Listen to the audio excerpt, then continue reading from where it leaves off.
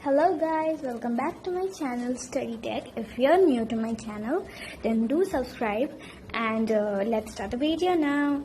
Watch till the end to learn better way. This is part 2 of chemistry fiber to fabric lesson. So if you didn't see part 1 yet, then the link is in description box. First see that part 1 a video and then you can go to this video. So in part 1 we have learned processing fibers into wool.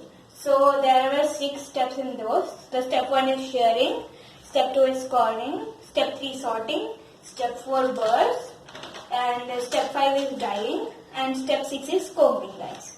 So let's move on to sericulture. What is sericulture?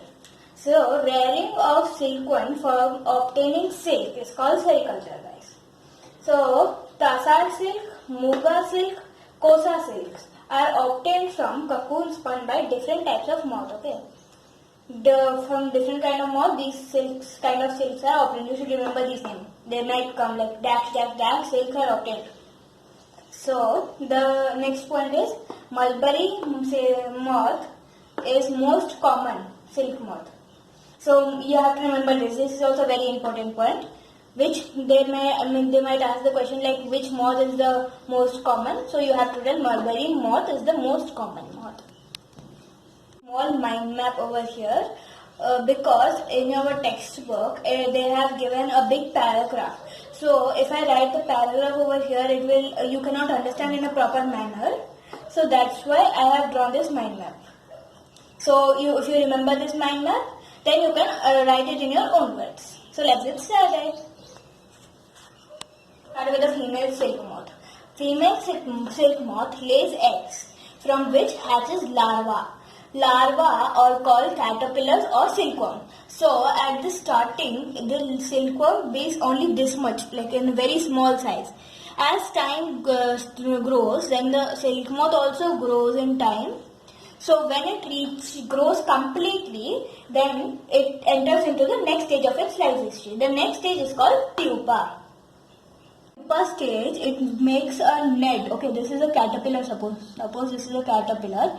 It makes a net. Okay, to hold itself. A net kind of structure to hold itself. Okay.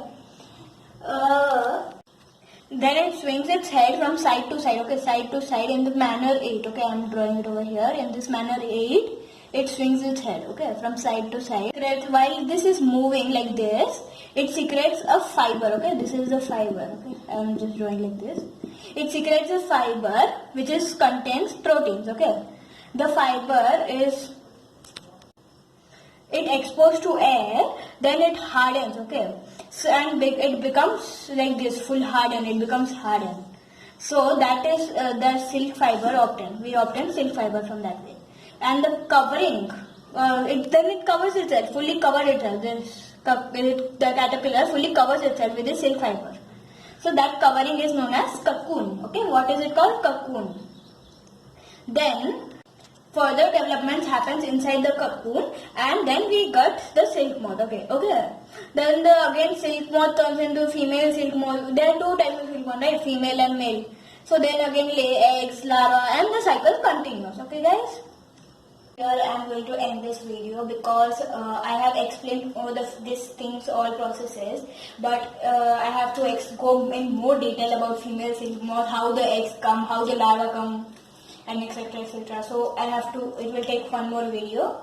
So I am going to do part 3 also of this. So please do watch part 3, guys, if you want to learn this chapter whole. So you can note all these points down, guys. You can take a screenshot and note all these points in your notebook. So bye guys. If you like my video, then please subscribe my channel and send it to all your friends. And do watch part 1, part 2, part 3. Bye guys.